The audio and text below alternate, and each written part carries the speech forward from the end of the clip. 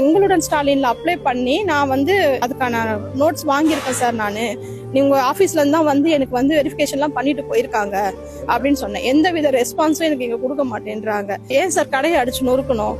எனக்கு 2 பொம்பளை பிள்ளைங்க இருக்காங்க. எனக்கு வந்து ஹஸ்பண்ட் கிடையாது. 2 குழந்தைங்களை வச்சுட்டு இந்த கடையை வச்சுதான் நான் ரன் பண்ணிட்டு இருக்கேன்.